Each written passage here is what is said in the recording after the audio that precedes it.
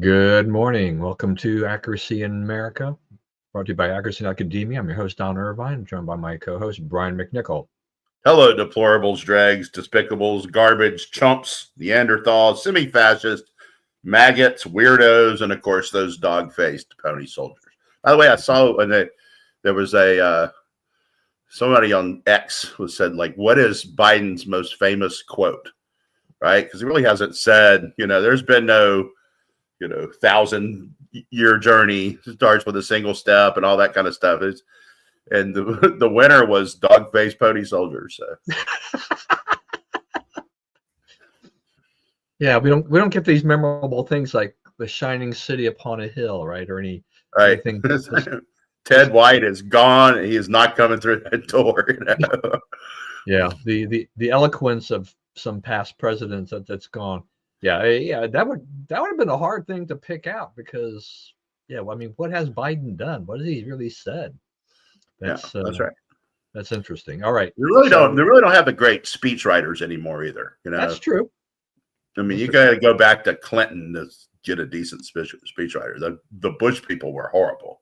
Yeah, it was always saccharine. They were always Bush people. They tried to create the moment, right? It's like you just write a good speech and the moment emerges, right? You can't create that. It has to happen on its own. All right. So now that you mentioned that, the thought comes to my head, about that is how much of political speech writing, presidential speech writing, will be influenced by artificial intelligence. Yeah, that's right. A lot of my work now, you run through it. They run through it like Chat GPT or whatever.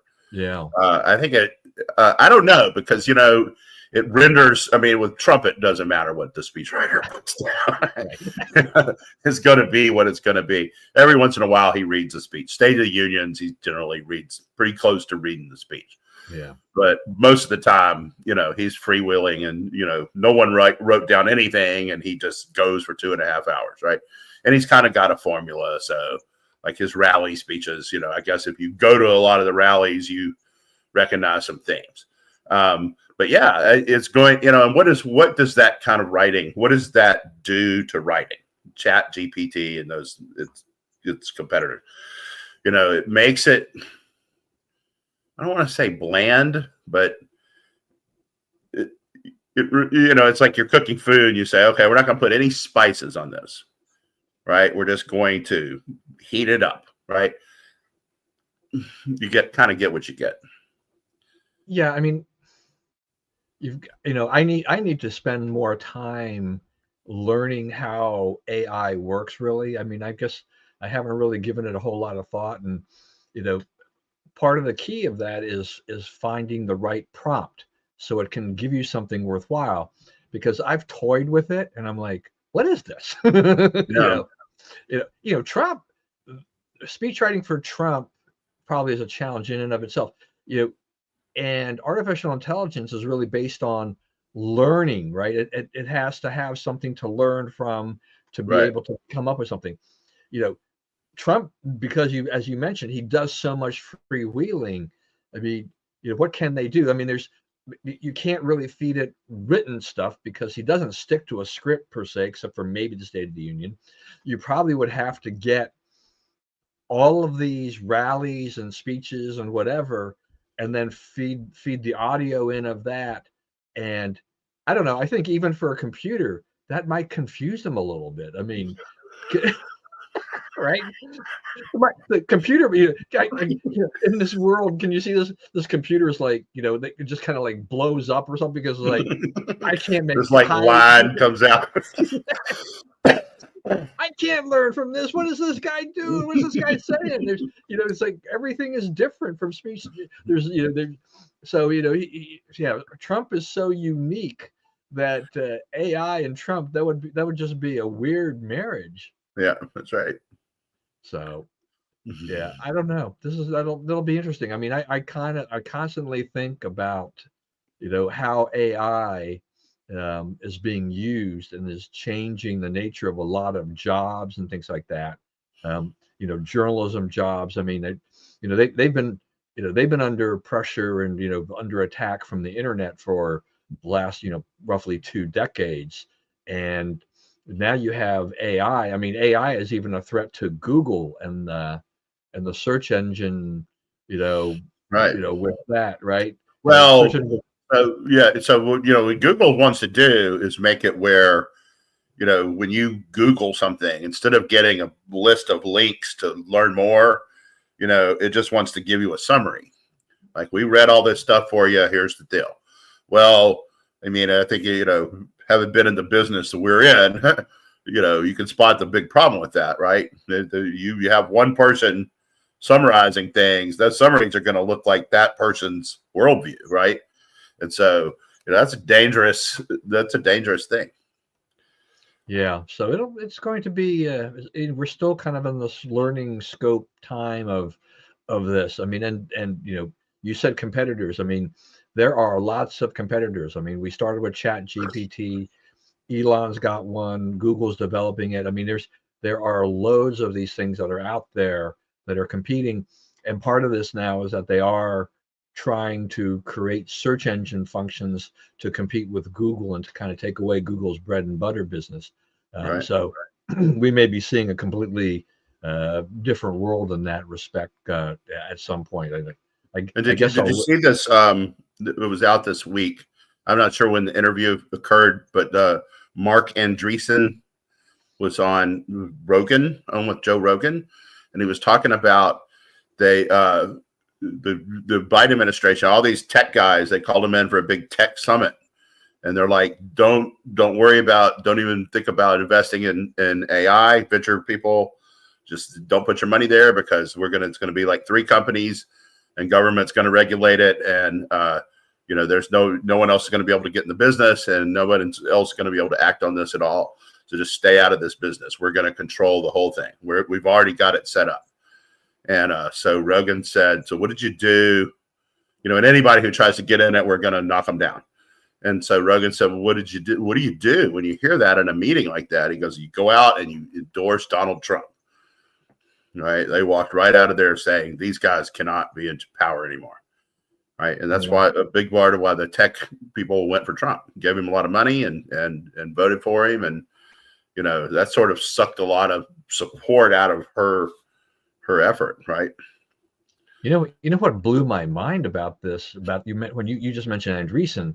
So, the company is Andreessen Horowitz, right? Mm-hmm. And Horowitz is David Horowitz's son. Yeah, that's right. And I'm like, what? Yeah. It's like, talk about going in a completely different field than his dad, right? Yeah. And everything like that. But by doing so, and they've been extremely successful, he can go in there and fund a bunch of these things that that his dad would want him to fund, even, right? Yeah. I mean, causes and whatever, and candidates. And so, I mean, I can understand that. I mean, I think, the government, the Biden administration, just, went way too far, in all of this, that, tech is looking, take some of the shackles off. I mean, I thought we were still a country that had free speech and not censorship. And look what you're doing. You're just, every which way we turn, you're just knocking us down. So, I mean, those are big blows that they took there, right? So, big tech was 100% against Trump, a year ago, right? Yeah. Okay. And then it didn't end up being that way at all at the end, right? You now have, like, Elon Musk is now calling himself the George Soros of the center, right? Not the right, of the center, right? Because it's moved, the left went so bat guano crazy to the left that what was the right is now the center. So we have weapons in our arsenal that we've never had before. Yeah, so I was just thinking. So today it's been a month, right, since the election, basically. So, we've look at what has happened. What's happened in the tech world since Donald Trump won. Tesla stock is up somewhere in the neighborhood of 40%. Elon Musk is worth a ton of money more than he was before. Yeah. He had on paper, Elon has more than made up for all the money he poured into the Trump campaign. Just Right. just a huge gob Many of money. times over. Yeah. Many times over. Bitcoin hits $100,000. Okay. Yeah. Look, crypto is like way out of my league. Okay. This is something for someone else who really likes to live a little more on the edge and has understanding about how to play that game and everything like that. But it is just unfathomable to see that happen. I mean, if you had invested in crypto when it in Bitcoin when it first came out, I mean, you're talking like single digits, and then double digits, and then triple digits, and then for a long time, it had languished in like the $5,000 range. Then it goes up to like 30, and it comes back down. Then it had a nice there's run a bunch of comeback. It's not a. I was going to make the point. It's not a straight line deal. There was a lot of up and down in this. Yeah, and part of this deal is that the election of Donald Trump has just infused the whole crypto group there, because SEC chairman Gary Gensler will step down, and a pro crypto SEC chair will probably is going to come in. It's been named. I think they right, and Donald Trump he'd already said things very positive about crypto before, so he has boosted that industry, and so that it's going to be this is becoming a very different world. I mean, we're seeing the stock market continuing to rise. I mean, it's had a great year overall, even before the election in general, though it had been kind of limited into the number of companies. It wasn't necessarily what we call broad based, but since the election, that has broadened out. The more industries have felt more comfortable, more confident that things are going in the right direction. You're still going to always have pockets where it's not working, where industries. But even with the tariffs, which scared a lot of traders on Wall Street about imports and expensive things like this, a lot of companies are either now trying to import stuff now to get ahead of potential tariffs. There's no definitive answer. Is like, we don't know. Trump has talked about tariffs, but this is kind of like, go to Canada, go to Mexico, talk about tariffs, and what do? Can we talk about immigration? Yeah, can we fix your problem and maybe not have the tariffs? Yeah, okay. I think that's right. It's working, right? So that is working. The negotiating tactic of that is working. They don't want tariffs. I mean, we don't. I mean, from people who will actually see the tariffs, on the stickers of prices of the goods that we buy, we don't necessarily want tariffs either, to see goods go up there, by 25 or 30% or whatever they are. But, Trump he's effectively talked using tariffs into getting, Mexico and Canada to say, we're going to work on this border problem. Yeah, that's right. And we're going to work on, in Canada, like it's, the northernmost 100 miles of the U.S., right? You go 100 miles south of the U.S.-Canadian border, all the way across the country. Most common thing you find is dairy farms, right? Dairy and chicken farms, because it's kind of farming you can do in real cold weather, right? And Canada, they have like 235% tariff on American dairy products. Okay, well, Trump is not going to put up with that anymore. They're going to either stop that, or they're going to see tariffs that make their stuff unaffordable here, right? And that's a major thing. That's a major problem for Trudeau, who faced an election in October and right now is in the low 20s in the polls. So he's got to solve this, and he can't fold, and he can't stand up to. He can't not stand up to. He can't cooperate with Trump, and he can't really fold. So he's in a real box over this. Yeah. So this is quite interesting to see how this is going with this, and now, I mean, we had this period of time where they were talking about tariffs, and it seems to have kind of pushed to the back right now. It'll probably come back up once Trump takes over, and once we see how a cabinet really comes into play, and the economic team, and once they actually start doing things and trying to make policy.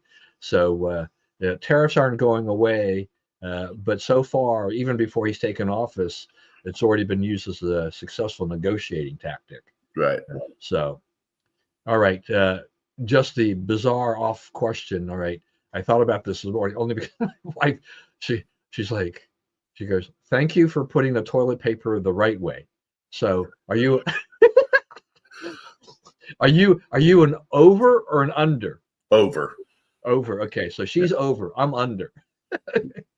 So my whole, I don't know, I guess I grew up like that. I didn't really pay that much attention, but I think that's the way I grew up. The thing is that so my strategy in the house is that if there's a bathroom that she's going to be using, and if I am restocking the toilet paper, I make sure it's over. If I know that she's probably not going to be using it, it's under. So we have not like in a marriage, you just kind of like work all this stuff out, you know. Like you just this real elaborate little curvy highways that you're on to just, you know, get everybody what they need, you know, which is pretty cool. It's part of the human experience. It's funny. I mean, here I am at, 39 and a half years into this marriage, and she's still going like, "Thank you for doing that." Yeah. And that's the other thing is like, you know, a reward to praise the behavior you want. That's the thing comes up in coaching. Right. You know, when they do something good, you know, if I tell you drive to the basket, then you drive to the basket and the shot gets blocked, I'm definitely over. There you go. I'm losing this poll. Yeah, I don't know. It's just funny how that works out. It's, it's the things that you learn and work on and find in a marriage is like, when you get praise, sometimes praise can be doesn't come all that often. So you're like, okay, I'll take that. Yeah, that's right. Because I don't know, part of it too, it's like you grow after time, you grow so used to each other that there's expectations. You just kind of do these things. So you're not going to be praised for doing that. I will get criticized for not hand washing some of the bigger dishes. And I know I am a little bit lazy on that, but I kind of have in my mind, like, okay, I see them piling up. I am going to get to them at this point in time. Well, my wife is finally at a certain point in time. She is kind of like, I've had it. This is it. I'm going to go wash them. Her point of time comes before yours. You know that I'm displeased. So her time is up came before your time is up.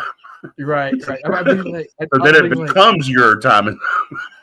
Yeah. If I say I was planning to get to that, which was honestly true, she's kind of like more of a kind of like, yeah, right, So I have, that's something I still have to work on after all these years with all that. The other thing too is just that I don't know what the weather is like over there, on your neck of the woods, but it's really windy over here. Yeah. And this morning when I walked out, to go to the gym, so that's 4:30. We had some snow flurries, and I looked and I'm like, it's like 40 degrees. What's going on here? And I didn't think much of it, drove to the gym. But when I came home, since Montgomery County fairly well, so I came home and I'm up in Gaithersburg off of Clopper Road, and I come home just basically taking 270 and then getting back on Sam Eig and get back to Shady Grove and back to my home. I passed 2 snowplows sitting on the road waiting, and I'm thinking like, did I miss something? Only in Maryland, man. Is Montgomery County expecting 6 inches of snow and I didn't hear about the apocalypse coming? You can just see it being Maryland, there's some union contract somewhere that says you have to put out a snowplow if 4 weathercasters use the word snow, or something like that. I'm like, okay, I want to know, like, how much money did that just cost me? Right? Yeah. To have those guys sitting, in their trucks waiting until they got called off. I'm like, you've got to be kidding me. The time, doesn't it kind of work out too? Sometimes the times you really need them, you can't find them. Right.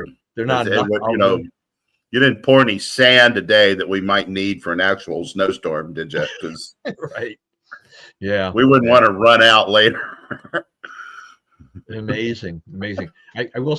I want one last thing before I get to the news too. It's like, so at the shopping center, this is a nothing story here, but about, I don't know, 10 days ago, I pulled up into this thing, and they have these really high lights in the parking lot. So it's part of a strip shopping center, but they were strobing. They were basically flashing, which is either, I don't know if it's an electrical problem or if it's basically saying the lights are about to burn out, right?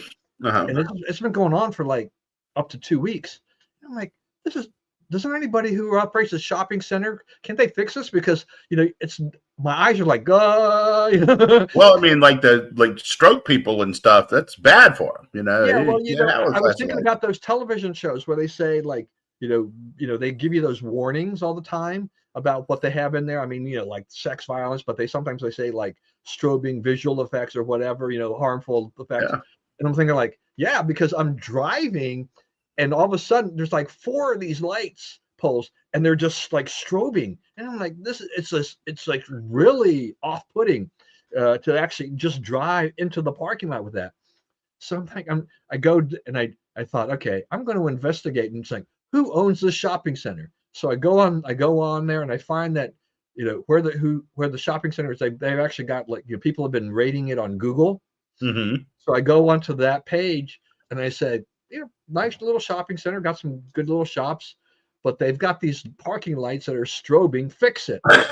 So this was like 2 or 3 days ago. Today I drive in, the lights are off, and in their place are these high intensity lights, kind of like the ones like 4, and they've got a generator on them, Mm-hmm. and they're kind of like the ones you see when they're doing highway work at night. Right. And there's like one for every area for where the lights were strobing before. And I'm like, wow, we've gone from strobing lights to this super bright light all of a sudden. I'm thinking, like, I wonder if it had anything to do. I don't know. Did somebody finally read that post? I don't know. Yeah. But I'll take that over strobing. It's moving mountains over there in Maryland. Get those shopping centers. Investigative journalism to go find out who owned that shopping center. Yeah, that's right. Bugging the heck out of me. So we were talking about that the other day. It's like, as a journalist, right? You learn, you have all these little skills that, like, otherwise they're fairly useless, right? But you can look up stuff. You know who to call about stuff, right? In a way that most people don't know. Yeah. All right. So now on to other news. So there's a few things going on internationally. We were just, we're seeing the French government has collapsed. So they are now going to be scrambling. I mean, the far right and I guess the far left have basically forced put a vote out there, and so Parliament, they need a new prime minister. I'm not sure where Macron is going to find that. And then we have South Korea, which was even a bigger surprise to me. Where the president, that to me, this was wacky. I mean, I asked my wife about this. It's just like, he declares martial law, and then they lift it after the parliament says, no sir. And so they're a little bit of turmoil, and all of this. I mean, what do you take, from these two countries and some of this unease that's going on here? People are fed up with leftist government all over the world. It's stagnant. It's out of ideas. It is stifling. It's stultifying, and it's I think that's the one thing that connects all these things together. Trump winning, France, and South Korea. It's like you have a left-leaning guy, and his thing was to instead of dealing with what the dissent was about, it was to crush the dissent, which is that's how leftists operate. They just don't let you dissent. And he overstepped, and they took him down over it. And I love that, the American leftists are trying to make it, the South Korean guy did the Trump thing, and we better be ready to do that to Trump too. It's like, this doesn't have to do with Trump. This is the other. You're on the wrong side of history here. All right, these are Bidenistas. These are your people trying to stay in office, right? As I don't know. They're talking about, they want to challenge Trump again on 14th Amendment grounds. You're part of insurrection. You're not eligible to be president. And there's supposedly something supposed to happen on December 12th that they're going to try to take him down and make him where he can't be president. Well, we were talking about this earlier. When it got to the point where, states were certifying results and turning in their votes and so forth, and Biden was elected in 2020, then it became, if you're going to overturn this result, you're going to be looking at major upheaval in the country. Yes, the election was almost certainly stolen, but your remedies for that, what we learned is the remedy for that is to not let it happen in the first place, right? And that's what you saw this year. Republican Party made sure they didn't get ripped off a whole lot. They did still a little bit, but they stifled the main fraud efforts in Pennsylvania, in Nevada, in North Carolina, and Georgia. They kept the fraud from happening to a large extent, which has enabled them to win, right? So, so what's happening here is, go ahead. No, go ahead. Go ahead, finish. So what's happening here is, they're getting called on their untruths, right? People know they're lying, right? They've been really exposed in some bad lies, and now they don't have the credibility to do what they're trying to do. Yeah, I pay some attention to what happens in South Korea, but I don't do the deep dive. So I'm actually I decided, let me look into here to President Yoel. So he won election 2022, just barely. He lost parliamentary elections in April, but he's been hanging on. That he did have a this is very typical in Korea, they accepted his wife allegedly accepted a luxury Dior handbag and some stock manipulation. South Korean politics, apparently, I think that tends to be the norm, is that there's a lot of stuff and corruption that goes on in there. But here's what it says about him. So he was actually a prosecutor, and he came to fame for prosecuting the previous president, Park Geun-hye, in 2016. So he only won the vote by 1%. So he was kind of hanging on there, but he did take a hawkish stance on North Korea, and he was anti-feminist, but he has had his gaffes and things like that. So he doesn't have a clear mandate. That's part of the problem. Macron had the same problem, I think, too, is that and he had to cobble together a coalition government to be able to have a government. And so now you're making, you've got to have the left and you got to have the right and do this. And that's always kind of tenuous. We have talked, I don't know how many times on this program over the last several years about these countries that run on a parliamentary system. And weakness of the parliamentary system. And what happens, right? It's like, you do this, you have this system, and it's very tenuous. Some countries like, Korea has like one, I think, 5-year term. Some countries have, 1 7-year term or whatever.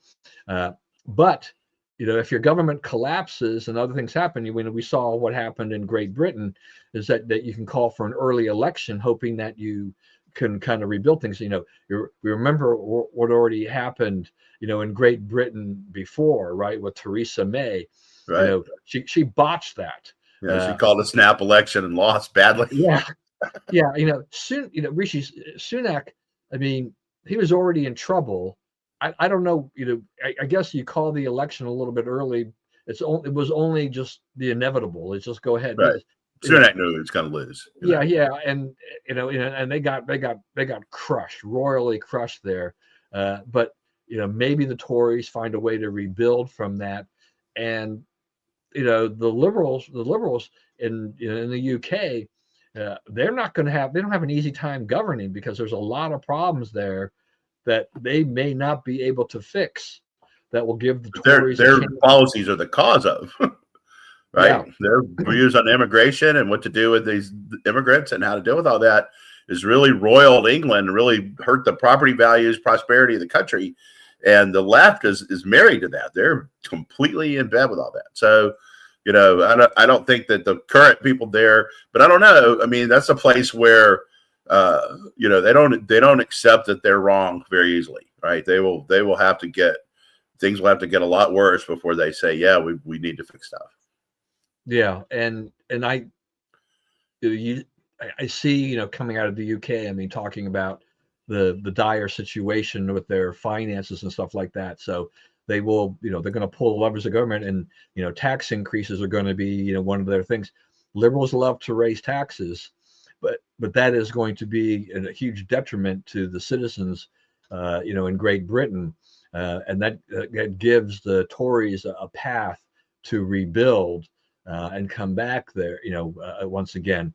So the weakness of the parliamentary system also is, there's the other part of it too, is that I'm fascinated by it in the sense of, like, because of the ebb and flow of the government. It's like, okay, so they're elected, but will they stay in power for 3 years, 5 years, or 7 years? Will they last the entire term, or will they go out? And sometimes you can how do you make a deal with that when you don't even know how reliable the person on the other side of the deal is, right? Right. I mean, that's the thing. I mean, that's a good point. I mean, particularly, I mean, if you're a world leader negotiating things with these guys, it's like you're looking down the line. You're like, okay, so this is the process of what we're dealing with, whatever the issue is a multi-year kind of a thing that it'll take years before we see everything come to fruition. Right. But if you've got people that are in these countries that have, where they could call election at any time, you're like, well, is this really going to hold? Because if they lose, the other party comes in, they could completely dismantle it, and then all the time we spent on it and everything we did on it just blows up in our face. It isn't any good anymore. I mean, look at Israel. I mean, they have just been hanging on by the skin of their teeth to try to keep a government together. It's just, it's lots of, I don't know. I mean, I think we see with a parliamentary system, you get these now the governments are very weak and they're treading water, and we don't know where they're going. In most cases, it's just that it will take one little thing and it'll tip it going the other way.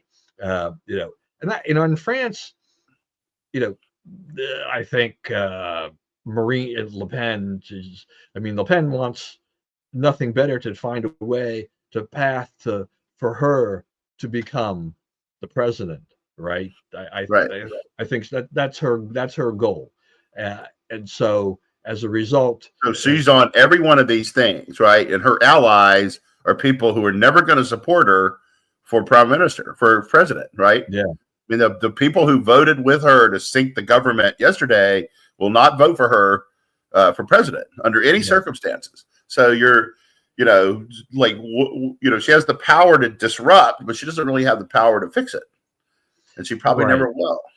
Yeah, and so, and they probably have more power in Parliament than they've ever had before. They've had more success, and they have more influence on the government now than they've ever had before. They can build on that, and find a candidate from their party that's more palatable. But it's not Marine Le Pen.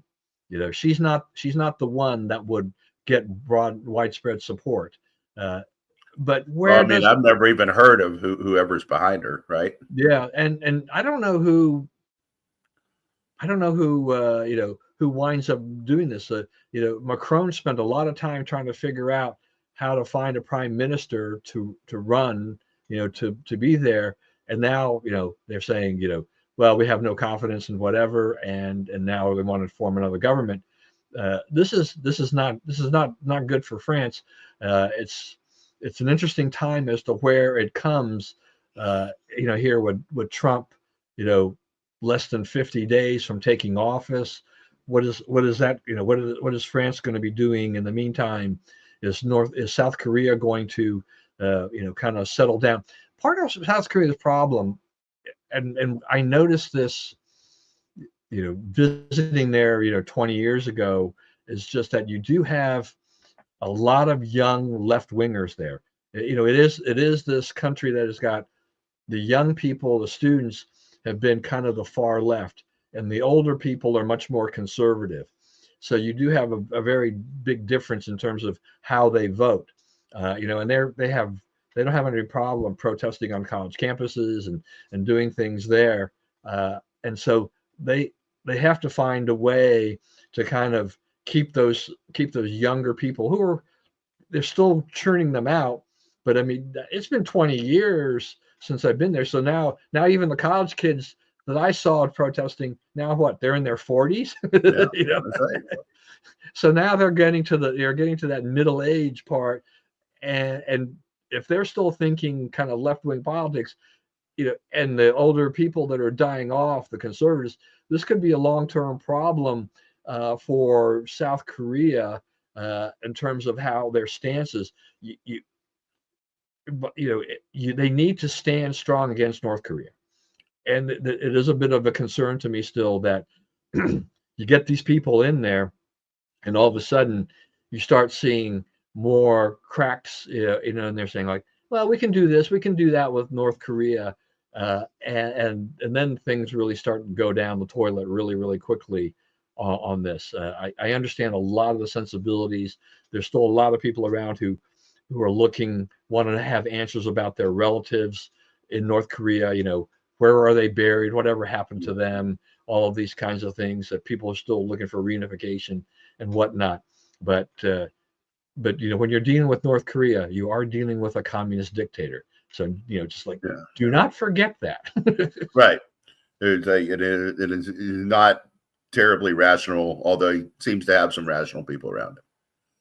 All right. So they talk a lot of crazy stuff, but they don't actually do it. So right. They're as provocative as you can be without ever taking action. True. That's right. It's like I just don't want it to upset my K-drama schedule or anything. I gotcha. Don't stop production. I waste too much time on it, but whatever. Right. But if you stop K-pop, I think most of the music world will thank you. It was I don't know. It's so when you just mentioned K-pop, so Dick Wolf, who I think is the kind of the master of television shows, ripping things from the headlines, right? And they always have that kind of disclaimer. It doesn't really have anything to do with any particular person or real life or whatever. But they are looking at the headlines and writing the stories based on that. And they just did an episode of, I don't know, I guess it was Law and Order or whatever. It was on K-pop, in America and stuff like that. And it's like, so he stays culturally significant with all of these things. Reading the paper, man, it's all there. Yeah, well, I mean, it's sometimes I watch some of this because I'm like, okay, so where is he going with this? I've got to go back over an FBI episode because I'm like, when I saw this, I detected that the whole campus demonstration thing was being very favorable to the pro-Hamas side, the way they portrayed that before they got onto the other part of the storyline.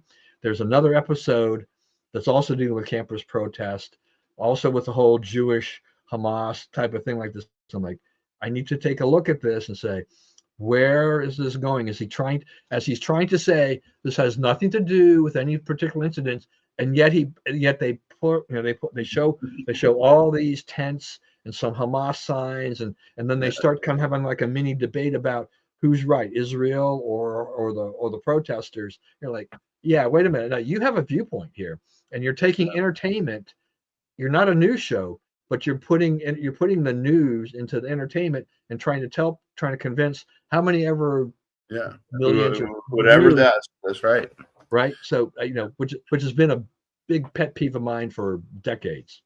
One last international thing too is Aleppo. So Aleppo has been recaptured by the Islamist, these militants, rebel group. Thoughts? I mean, where does that leave Russia and Assad and all these kind of things? And Obviously, I think that the Assad regime is under more pressure than it's ever been. I think they're finally, the rod has reached the point where they may be in some trouble. I'm not sure they have a lot of, Russia has a lot of bandwidth to help them. So they may not get help there. And, you can end up with where you have a base for a really radical bunch of people. I don't think that will be allowed to survive beyond too far beyond January 20th. All right. I want to move on to a couple more things which is one, obviously, which we need to talk about is President Biden has pardoned Hunter. Even though he said he would never do it, he has done it. And I don't know.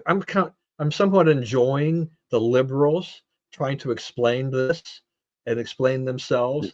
The president trying to explain himself on this. Karine Jean-Pierre trying to explain the president's position on this.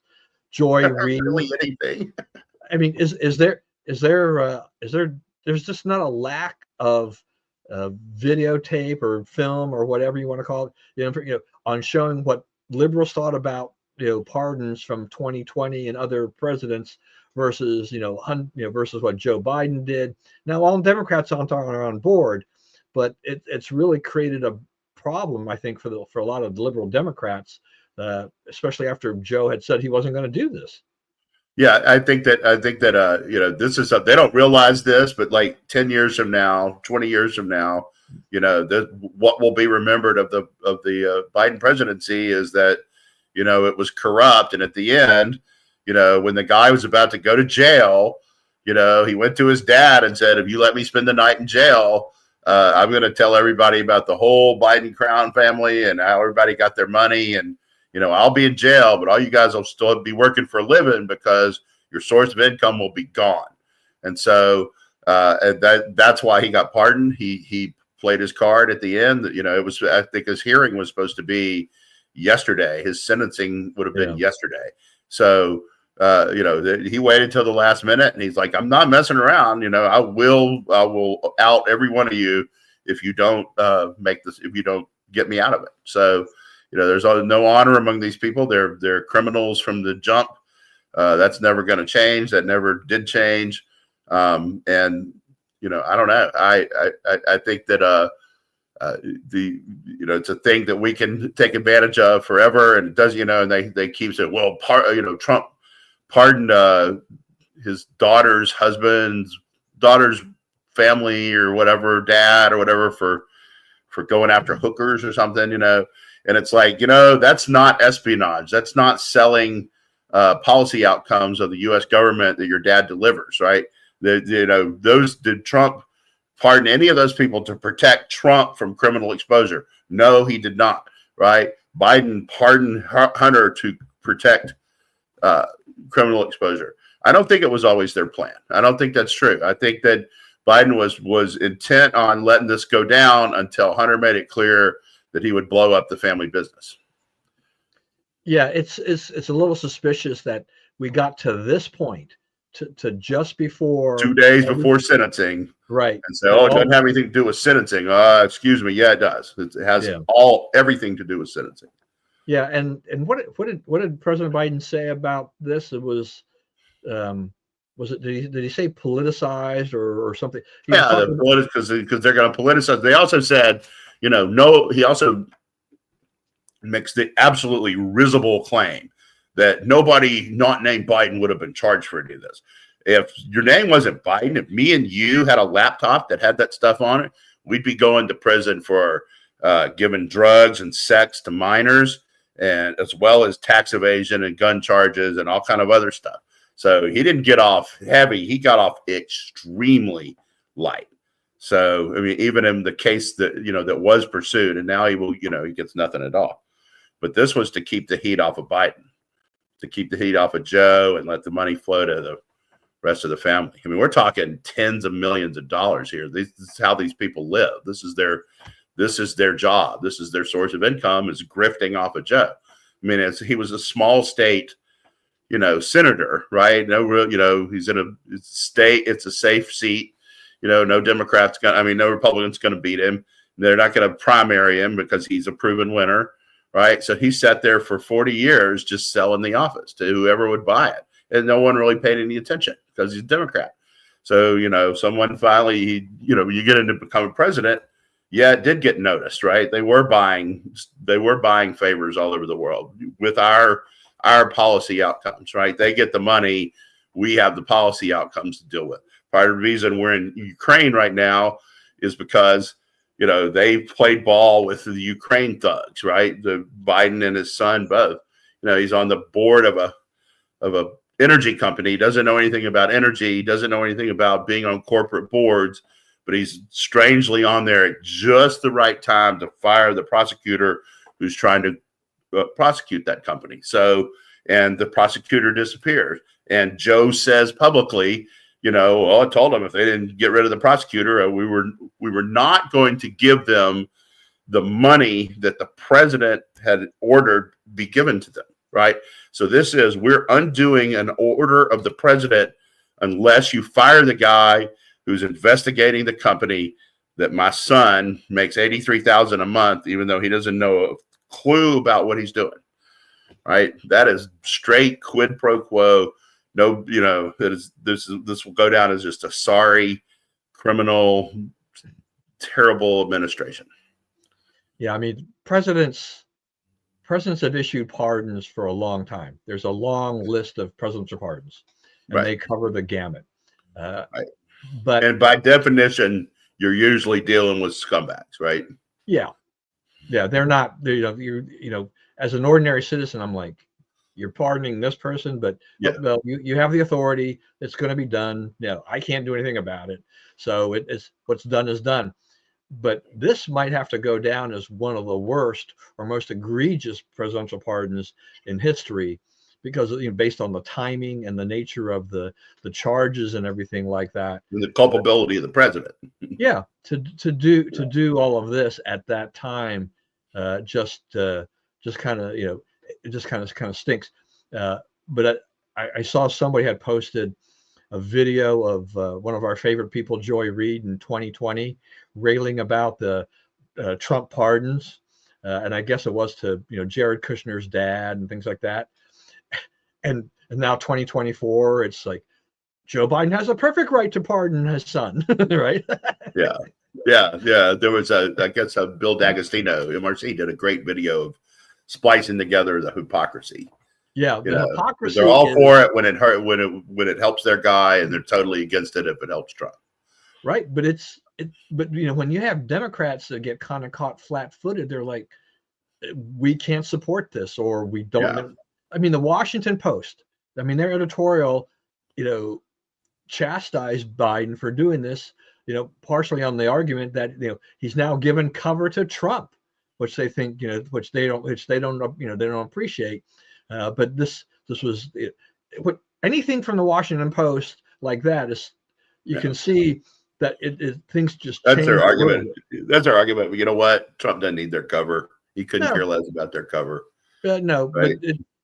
But I wonder, it'll be a talking point when he starts pardoning the people he's going to pardon, right? Which I expect there to be hundreds, if not thousands, of pardons in the first week of his administration, right? Because he said he's going to pardon a lot of people, and I think they're working through that now. But he can say, well, yeah, the other guy pardoned his son to keep himself out of trouble. That'll help him nominally, in that exchange, but. Trump's going to do what he's going to do. They can't stop him. It's just interesting when you get something like that from the Post these days, because we had the whole thing where the Post decided they weren't going to endorse, right?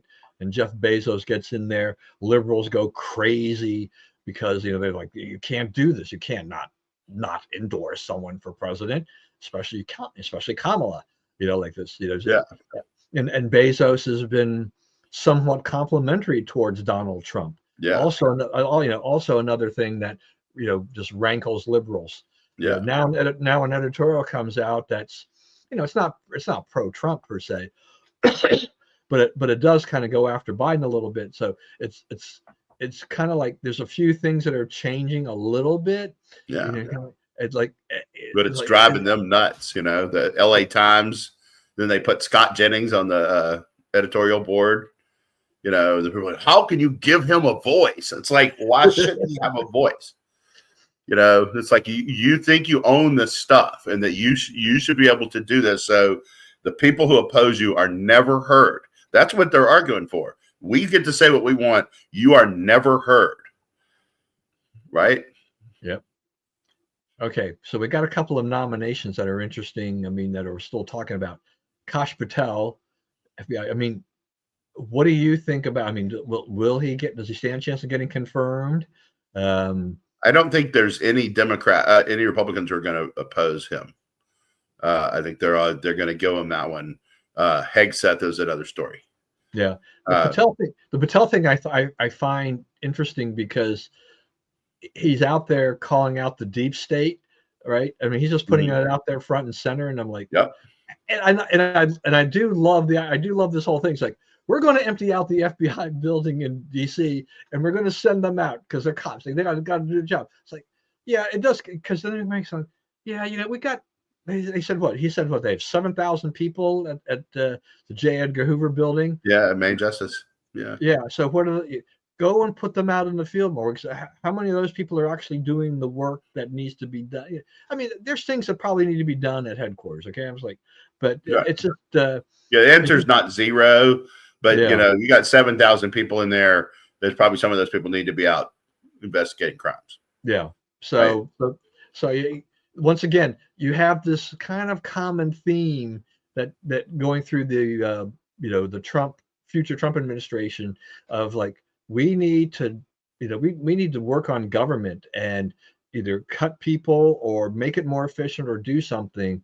And I hope and pray that they're actually able to make some progress on this front. This is not going to be an easy task. Eliminate the Department of Education, all these kind of things. Not going to be easy, but I laud them for trying to make an effort. Yeah, try to go big, right? Yeah. If you only take down 3/4 of the Department of Education, not good, but better than what we have now. That's right. The FBI, that stall must be mucked, right, from stem to stern, right? There's not a lot of people there who are worth keeping at this point, right? The percentage of those, everybody said, well, the rank and file I don't know about that, right? I think every single person there needs a good hard look-see. So, and I think about 3 layers down below the appointed Senate confirmable people, pretty much all got to go. Right. They're politicized. They support the other party. They will undermine Trump if they're allowed to stay. The thing is to get in there and clean house. Right. It's better to fire too many than too few. And I think he's set up to do that. He doesn't have any friends who are going to stop him from it. Who's going to slow him down, cool him off, all that. It's going to be straight ahead. And I think that's what they want. The other thing is like, people are concerned about like Kristi Noem, at DHS and a few of these other people. And it's like, don't worry about that because policy is going to be run out of the White House to an extent that has never probably been done before. Right. Those people, most of them are almost figureheads anyway. All right. I haven't been, I meant to go and follow up on this and I didn't do it because I remember seeing one thing, kind of float by, which was for Secret Service, was Dan Bongino. Did you see anything else about anybody? Did he, for heading the Secret Service? I haven't. I don't think they've appointed anybody. Yeah. Yeah. They were talking about Bongino. Thoughts on having a Bongino-like guy? In Secret Service, obviously, you need a lot of appointees, right? Actually, you think about it. Like Hegseth, like the business stuff he's tried to do has been kind of a mess, right? But that's not really the case with Bongino. The stuff he's tried to do has made some money, right? He's gotten to be a pretty wealthy guy. So he may be a little more organized and able to be effective in that, right? And somebody needs to do it. And he's experienced. And I think everybody knows, every single person knows that a house cleaning is needed there and is coming. Yeah. I mean, sometimes I wonder if people like that will actually, jump at the chance to do that. Are they comfortable where what they're doing? They're kind of their bully pulpit. But I think having a Dan Bongino kind of guy who would clean house would be a good thing, because Yeah. it's just a mess right now. Yeah. It's rot. I mean, it's been allowed to be rot for a long time now, since about, the late 80s. And it's just gotten to an amount of rot that's not tolerable anymore. And so this is, it's going to get uprooted. It's going to happen whether they like it or not. All right. You meant we're going to close this out here with Pete Hegseth. You mentioned him. Polymarket's got him at 21% confirmation possibility. That's just Polymarket. I mean, that doesn't necessarily mean anything, but it just seems that there's more and more accusations being thrown out on a regular basis. Okay, so let's talk about that. Tell me what accusation has come out about Pete Hegseth that has named sources on it. Yeah. Right. Not, as far as I know, none. Okay. So the people who put their name with the accusation say it's not true. People who are anonymous sources from leftist news organizations say it is true. So are we going to really let leftist anonymous sources tell us who can be Secretary of Defense? I don't know this guy, right? He says, people say, well, there's been problems with drinking. And he said, if you make me Secretary of Defense, I will not drink at all while I'm Secretary of Defense. If you find out he's lying, you can take steps to do something with him. But, right now, he is being torpedoed based solely on anonymous sources, right? And we ought to look and just say it's not anonymous sources, right? So the other thing that's happening to Hegseth is Joni Ernst is I think she's the 95th richest senator, and she would like to move up in the rankings. And torpedoing Hegseth could help her do that in a number of ways, one of which she's not the last person in the world they'd probably consider for the post herself. The other is she'd get out of the Senate and work for the weapon makers, right? The weapons companies, defense contractors, because, she nuked the guy who was going to clean up the system, right? So, she is on a campaign to nuke this guy. And so she's elevating all this anonymous stuff for her own aims, right? I think people need to understand that, this senator is kind of out of line here. And if she has something that's proven, let's see it. But right now it looks like you're trying to torpedo a guy for reasons that have to do with you and not the good of the country, and that you don't have the information to do it. So, I mean, I guess a couple of things. I mean, will he get out of committee? And if he does, can he get the full confirmation, or is it going to be at 50-50 and Vance is going to come in there and break the tie? It'll be close, but I think he will get confirmed. I think that the momentum is behind them right now.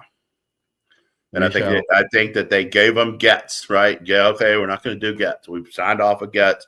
They signed off the DEA guy, right? They got off of him because he was too closely allied with leftists and did some stuff he wasn't supposed to do. So they got to go get a new DEA guy, which I'm sure they will. But they're not. We're not letting the other side pick them this time. We made that mistake before, and we're not doing it again.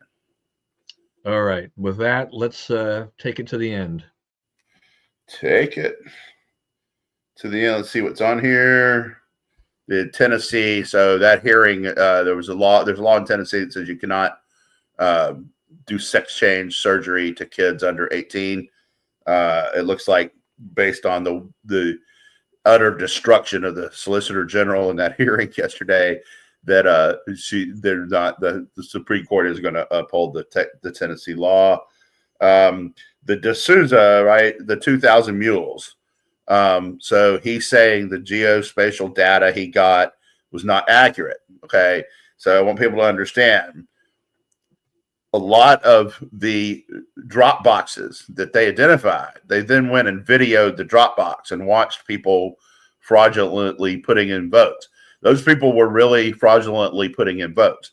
There's nothing that he revealed compromises any of that, right? So the geospatial thing happened to be right some and wrong some, and the right ones are right. Okay, so he doesn't really know how much he can say. Let's see. I think that the AOC 2028. I think that the Democrats are more likely to put a white guy in this time than the Republicans are, the next candidate right, at this point. They can't, no more, idiots and, people who appeal to boutique audiences. They can't do that anymore. Let's see what it's on here. The Ohio State Michigan brawl. That was a very strange day at college football. So like all these rivalry games, and the visiting team won, and they tried to plant their flag and the logo of the home team. It was like, me and Marty were watching it on TV, and I'm like, Marty, look, there's a bunch of brawls. And there was like ESPN went through, it was like 6 different games. There were brawls over basically the same thing. So, no flag in their logo. That's not necessary. Just win your game, shake your hands, move on. But it's this thing now. It's a fad, and they're going to have to do something about it. All right. Well, with that, we will close it out. Please, as always, stay safe and stay well. Remember, we live in the greatest country in the world. Do not let anyone tell you otherwise. And as always, God bless America. And I'll be traveling next week to go visit my new grandson. So we'll be off, and then we'll be back. Yeah, we'll be back for I said it was our final show the week after that, right? The 19th. The 19th is the final show of the year. Final show of the year. And then I've got another grandson coming in January, and that might alter in mid-January, but we'll get to that when we get to that. Okay. All righty. Thanks, everyone. Have a great day. We'll see you again.